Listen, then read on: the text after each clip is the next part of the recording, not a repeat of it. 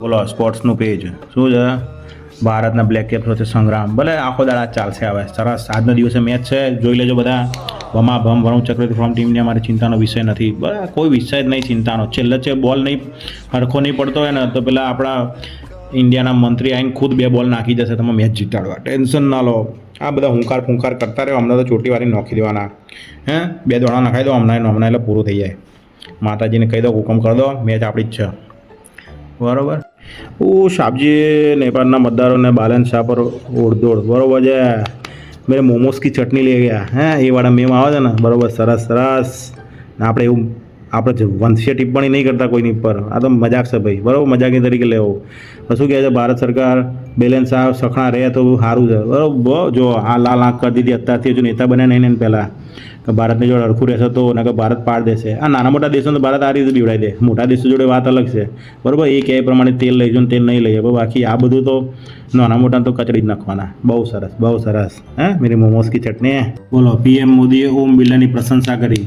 કરે જ ને ભાઈ, ભાઈબંધની પ્રશંસા કોણ ના કરે? ઘરનો માણસ છે આ તો. શું કહેવું, ઘરનો જ માણસ છે આ, બરાબર. એમ કેટલું ધ્યાન રાખે ભાઈ કે ભાઈ આમને સંસદમાં આવવાનું જ નહીં. ચમ પ્રધાનમંત્રી છે, શું થઈ ગયું? સંસદમાં શું કામ આવશે? જરૂર જ નહીં ભાઈ. સંસદમાં આવવાનું કોઈક બિચારા આમની પર અટેક કરી લે તો, બરાબર. એને કેટલી ખબર છે, મતલબ ઓમ બિરલા જેટલી તો ગર્લફ્રેન્ડે ધ્યાન નહીં રાખતી હોય આમનું, બરાબર. આમની બેટર હાફે આટલું ધ્યાન નહીં રાખતી. ઓમ બિરલા ધ્યાન રાખે છે ભાઈ. ઓમ બિરલા અમનો ઘરનો જ માણસ છે, બરાબર. છેક નીચે તેની પગથી બેડીથી લઈને મોથા સુધી બધે છપાછપ ચાટી લીધું છે. જે લોકો દેશના નાગરિક નથી તેમને બહાર કરીશું. અંદર નહીં આવો તો યાર, તમે આ સિમ્પલ લોજિક કેમ ખબર નહીં પડે દેતી? અંદર જ ના આવે તો બહાર કાઢવાની જરૂર જ ના પડે, બરાબર. અંદર ના આવે એના માટે શું કરવું પડે? બાઉન્ડ્રી પ્રોપર સીલ કરવી પડે, બરાબર. જે તમે કરેલી છે યાર, મતલબ તમારા ઉપર તો વિશ્વાસ છે કે બાઉન્ડ્રી તમે મજબૂત જ કરી છે. પણ આજકાલ માણસો થોડું ખાઈ પીને મજબૂત વધારે થઈ જાય ને તો શું, બાઉન્ડ્રી ઊંચી બહુ હોય તો કૂદી ના આવી જાય, નીચે ખાડો કરી ના જાય, હવામાંથી આવી જાય. ગમે તે હવા પાણી જમીન કોઈ બી રસ્તે આવી જાય. તમે બહુ ટ્રાય કરો છો બહારથી રોકવાનો, બટ તમારા ટ્રાય કરતાં બધા આવી જાય છે ને તમે પછી એમને બહાર કાઢી દેશો. એટલે તમારો વોક જ નહીં ભાઈ, બરાબર. અને જો હોય તો જનતાનો વોક હશે, તમારો તો કોઈ નહીં. એટલે જનતા ચોદું છે. તમે 1 નંબર. સ્ટેમ્પ પેપર નહીં. રાષ્ટ્રપતિ દ્રૌપદી મુર્મુને બંગાળના કાર્યક્રમની મંજૂરી ન મળતા નારાજગી વ્યક્ત કરી. ઓહો, બરાબર. એટલે આ બી બંગાળમાં ના મળ્યું તો નારાજ થઈ ગયા. કેવું છે કે અત્યારે બંગાળમાં ચૂંટણી થવાની છે, એટલે બધા લોકો બંગાળ જઈ રહ્યા છે, બરાબર. કોઈ હરિદ્વારમાં રહીને બંગાળની વાતો કરે, અહીંયા બંગાળમાં જવાની વાતો કરે, બરાબર. આ તો રાષ્ટ્રપતિ છે, અમને તો કોઈ મતલબ ન હોવો જોઈએ. કોઈ ચાલે છે પણ તોય ઠીક છે ભાઈ. અમને મુકવાનભાઈ મંદિરમાં નહોતા આવવા દેતા, આ લોકો ફોટા નહોતા પડવા દેતા જોડે, બધું બહુ કોન્ટ્રોવર્સી થઈ જાય. વાત જરા આગળ નહીં વધારી. પણ બોલો, આ પાર્ટી છે ગુંડા સામે ગુંડો ભીડાયો છે એવી વસ્તુ છે, બરાબર. તું ગુંડો તો હું એ ગુંડો કહે. તું 2 મારે તો હું 4 મારે, બરાબર. આની એવી નીતિ છે. તું 1 ઓખ ફોડે તો 2 ઓખ ફોડે.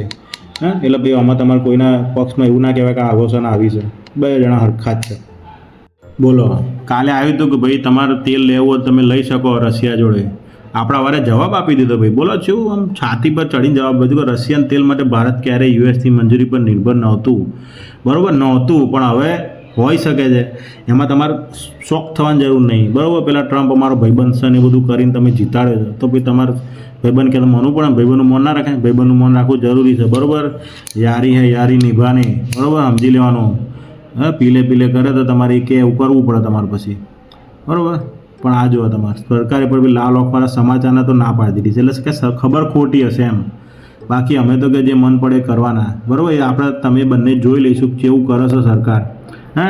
56ની છાતીને મોટો જોરદાર જીગરો તો સજ આ ભાઈનો, તો ગમે ત્યાં હલાવી નાખે. પેલો કેસરિયા બલમ તો શું એવા 4-2 ગોટિયા પાડી નાખે એવો માણસ છે. ટેન્શન નહીં લેવાનું. તમારે રશિયા જોડે જ લેશે. તમે તાર રોયલ જોજો, હમણાં યુએસ જોડે બંધ કરી દેશે આ માણસ.